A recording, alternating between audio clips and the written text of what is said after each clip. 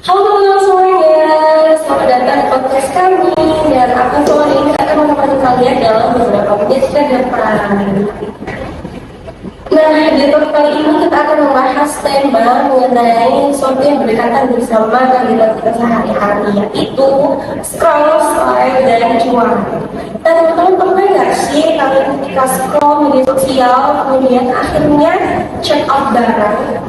Ternyata kebiasaan tersebut tuh ada hubungannya yang menarik antara dunia digital, tren fashion, dan juga peluang bisnis. Nah, untuk membahasnya di sini sudah ada Jena, Andi, dan Leslie. Halo semua.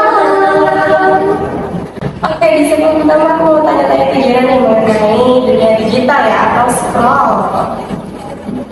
Oke, jadi menurut aku sosial media itu bukan hanya sekedar scroll saja, tetapi bisa menjadi media pemasaran. Seperti contohnya banyak banget kan, itu ada Shopee, Tokopedia, Bukalapak, dan lain-lain. Jadi kita bisa aja nggak sengaja scroll Shopee berjam-jam tuh, tiba-tiba jam 12 malam check out kayak gitu. Nah, biasanya itu orang bisa memutuskan untuk membeli itu karena apa sih, Jena? Biasanya orang-orang terinfluence karena biasanya itu ada influencer live dan itu kami seperti itu. Biasanya kalau misalnya kita orang-orang itu membeli karena biasanya ada lagi live gitu. Biasanya kalau misalnya namanya seperti TikTok itu tiba-tiba ada orang jualan terus kita tidak sengaja check out gitu. Ya, berarti keputusan menjadi tidak datang secara tiba-tiba ya. Nah, menurut yang lain ini, apakah pernah mengalami di kehidupan sehari-hari, salah satu media sosial, tiba-tiba check out barang? Oh iya, pasti pernah dong. Kayak aku kan pernah lagi rebahan gitu ya di kamar. Terus kabur pengen scroll gitu. Lewat dong ada yang lagi live streaming, promosiin tas, baju. Nah disitu aku tertarik kan sama tas yang dijual. Terus aku langsung check out dong. Oke, kita lanjut ke segmen kedua, yaitu tren fashion atau fashion mempengaruhi gaya berpakaian seseorang ya, style. Oke, aku mau tanya nih Kak Andi. Andi, gimana sih aktivitas scroll ini tuh bisa mempengaruhi gaya berpakaian seseorang? Jadi seperti yang dibilang oleh Gina tadi ya, kadang kalau kita lihat TikTok nih, terus ada influencer yang pakai, pastinya kita nih juga mau pakai fashion yang sama dengan dia. Padahal awalnya kayak, oh ternyata sekarang kita bukan kayak gini, tapi karena emang kita tertarik dari media sosial ini tadi. Oke, jadi orang membangun identitas melalui fashion ini mereka lihatnya dari digital ya, benar-benar ya. Oke, aku mau tanya nih sama kalian. Karena kalian ini terhadap berpakaian itu terinspirasi dari media sosial, enggak sih? Nah, kalau dari aku sih iya ya, aku lebih ke terinspirasi dari internet sih. Soalnya kan banyak tuh pakaian-pakaian lucu, kayak pakaian Korea, itu lagi ke alam-alam tuh, kayak banyak kan dari segi-segi warna yang lucu, kayak ada warna biru dicampur kuning itu lucu gitu. Jadi aku terinspirasi dari Pinterest. Sama banget, aku juga terinspirasi dari Pinterest dan TikTok, Instagram lainnya. Biasanya kalau ada influencer gitu pakai pakaian kayak clean girl gitu, aku suka banget. Apalagi perpaduan warna putih, pink, atau yang soft-soft itulah suka. Kalau dari saya sendiri, pastinya saya juga terinspirasi ya. Contohnya sekarang kan lagi zaman orang-orang pakai hijab tuh bermotif. Nah, jadi saya juga mengikuti dari zaman itu. Padahal dulu awalnya tuh kayak pakai hijab yang polos-polos aja. Tapi karena emang sedang ngetrend ya, hijab motif, itu ada bunga-bunganya, gradasi. Nah, itu jadi ikutan. Oke, luar biasa nih yang mendengar semuanya. Oke, tadi kan Andi mention tentang hijab yang bermotif ya.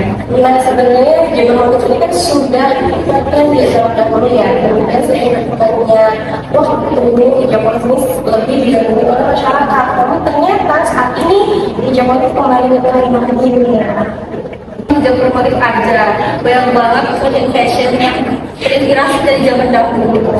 Nah contohnya seperti celana jepret, itu kan sekarang kan keren banget kan, di tubuh juga kelihatan bagus. Kalau kamu kalau aku sih lebih ke jeans ya, terus dipaduin sama baju kebaya. Sekarang kan lagi ngetren itu baju kebaya dipakein sama celana jeans.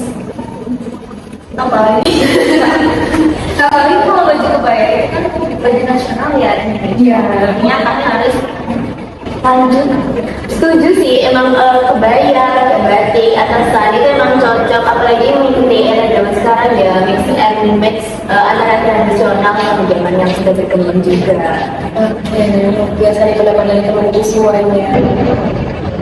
Oke, masuk ke segmen ketiga ya. Kita masuk ke peluang bisnis. Kita balik lagi dari segmen 1 dan 2. Kita membahas tentang dunia digital dan juga trend fashion. Peluang bisnis kita jelasin si aktivitas scrolling dan juga trend fashion ini bisa menghasilkan cuan. Aktivitas scrolling sendiri bisa menciptakan pasar digital yang sangat besar. Contohnya, ketika seseorang lagi scroll TikTok, terus dia tertarik kan sama satu produk atau fashion, dan disitu mereka akan langsung tertarik dong sama produk atau fashion yang ditampilkan.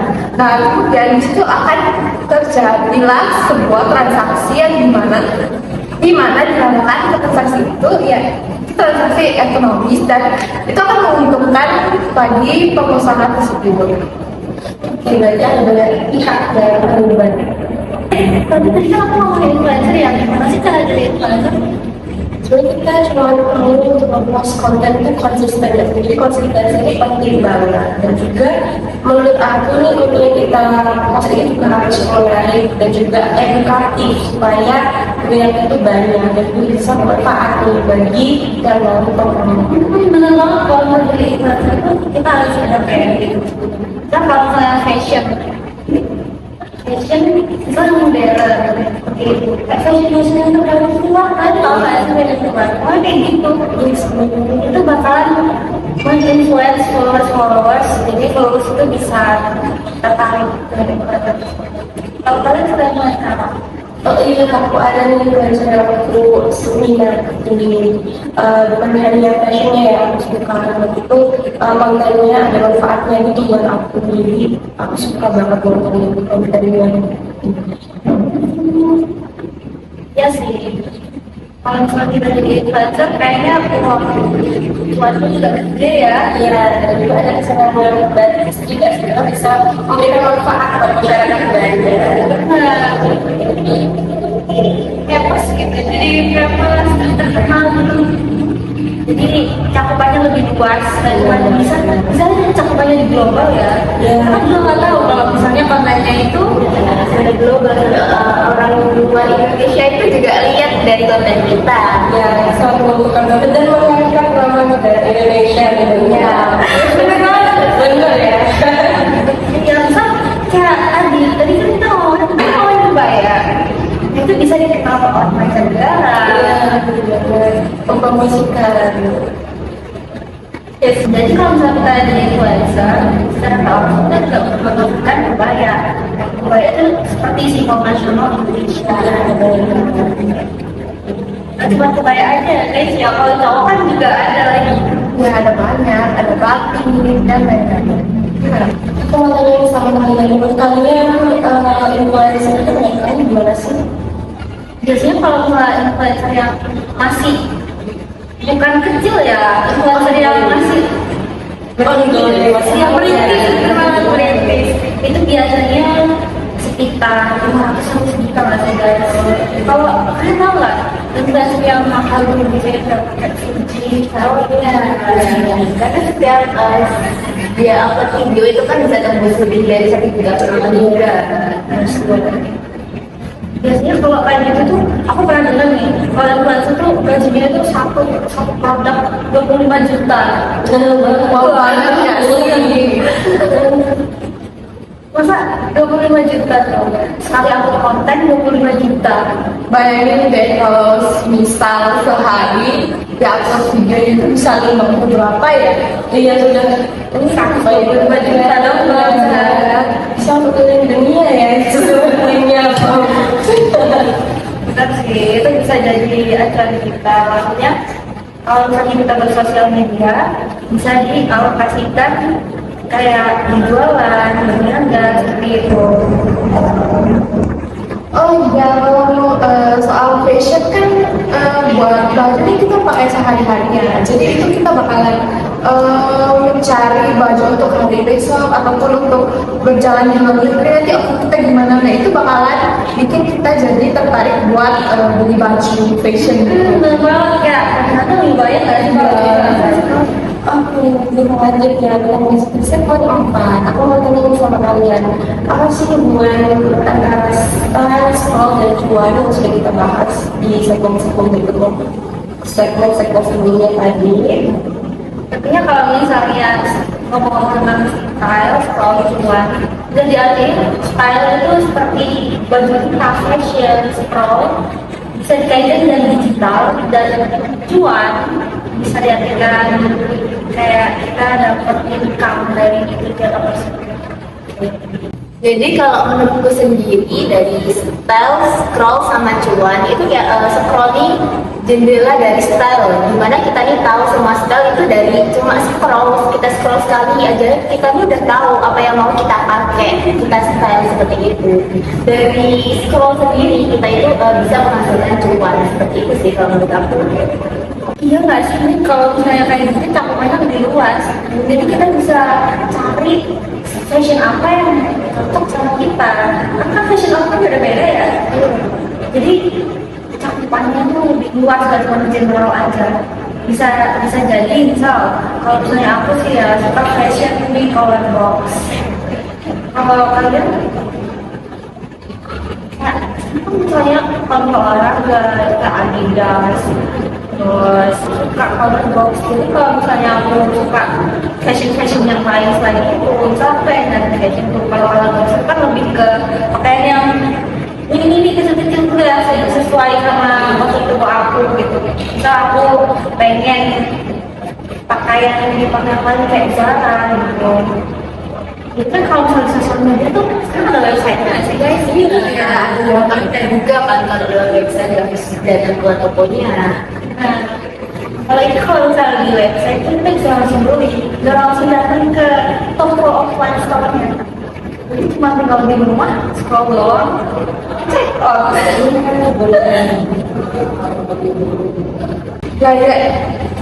Lah iya nggak sih, itu kan bakalan bikin kita jadi boros, tapi itu bakalan membantu sama orang yang lagi cari cuan nggak sih? Itu merupakan pemasukan buat mereka.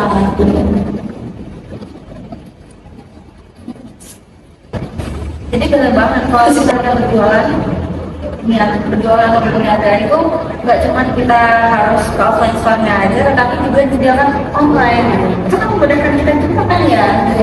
Maksudnya kalau misalnya kita butuhnya hari ini, cuman ada sisi negatifnya guys. Ya. Biasanya kirimannya nanti kita nggak tahu yang kirimannya itu bakalan nyampe kapan. Bisa aja juga ada trouble pas pengirimannya. Iya. Kadang dari barang yang dikirim pun nggak sesuai sama yang kita pengen. Iya, itu ukurannya atau warnanya juga. Aku pengalaman kayak gitu sih. Iya kan. Terus kalau rusak atau tidak sesuai itu ya lagi. Aku juga pernah kayak gitu. Biasanya kalau misalnya rusak atau nggak sesuai itu aku refund. Biasanya cek CP-nya atau koleksinya itu bisa di refund dan akhirnya dikirim barang lagi. Ada solusi yang baik juga, jadi tidak merugikan juga untuk konsumen. Jadi tidak kapok juga kembali. Jadi kita juga harus hati-hati juga di sosial media. Kan biasanya ada penjual yang bodong seperti itu. Kayak kita dibohongin. Ya bajunya apa, lalu yang dikirim apa. Jadi kita harus lebih aware atau hati-hati. Ya, kita tercari toko aja ya. Iya benar. Tapi kita harus riset terlebih dahulu. Di situ kan juga ada kan ya testimoni Iya, gimana. Oke, dari terakhir nih, aku mau tanya kalian lagi. Jadi, pada kalian masing-masing nih, apa sih misal untuk generasi muda saat ini? Kalau menurut aku sih ya, pesan untuk generasi muda saat ini lebih hati-hati bersosial media. Jadi sosial media itu ada sisi positif sama sisi negatifnya. Ya tergantung personal aja sih yang pakai di mana. Kalau memang pinter-pinter menggunakan sosial media itu bisa jadi cuan untuk kita. Apalagi kan kita kan masih muda ya. Iya. Seperti apa yang tadi kita bilang, kayak affiliate, endorse, seperti itu. Jadi makin luas lah cakupannya untuk mencari cuan. Tapi kita juga harus, misalnya kita menjadi buyer atau pelanggan itu harus aware, harus melihat, harus riset terlebih dahulu toko-tokonya yang biasanya menjual barang-barang tersebut ya. Tadi kan kita kan prinsipnya fashion ya. Nah, terus kalau dari aku nih pesan buat generasi muda itu jangan cuma menjadi konsumen dimana itu buat kita boros ya, tapi cari ide atau referensi buat bangun bisnis sendiri di aplikasi atau internet secara digital. Kita kan bisa itu cari bisnis melalui TikTok ataupun Shopee, kan ada banyak itu kan. Setuju sih buat saran yang udah diomongin teman-teman tadi ya, karena bersosmed itu bisa juga memudahkan kita buat membangun bisnis nih. Contohnya kayak kita mencari referensi dari sosmed itu pasti ada semua. Selama seumpama kita nih mau jualan fashion, nah setelah apa sih yang lagi itu nanti kita ikutin, nggak ngikutin sih, lebih kita mencari inspirasi dari sosmed itu sendiri buat membangun bisnis yang akan kita bangun seperti itu. Oke, berarti dari bisnis kita hari ini bisa disimpulkan ya bahwa sekolah itu tidak hanya menjadi hiburan bagi kita, tapi juga bisa untuk mempengaruhi salah seorang yang bisa dijadikan sebagai peluang bisnis yang bisa menghasilkan cuan. Oke, terima kasih untuk Leslin, Diana, dan Andin hari ini telah membahas topik-topik kita yang sangat seru dan semoga bermanfaat bagi teman-teman yang mendengarkan podcast kali ini. Kita coba selamat. Kita sampai jumpa pada kedua cerita ya. Bye. Cik.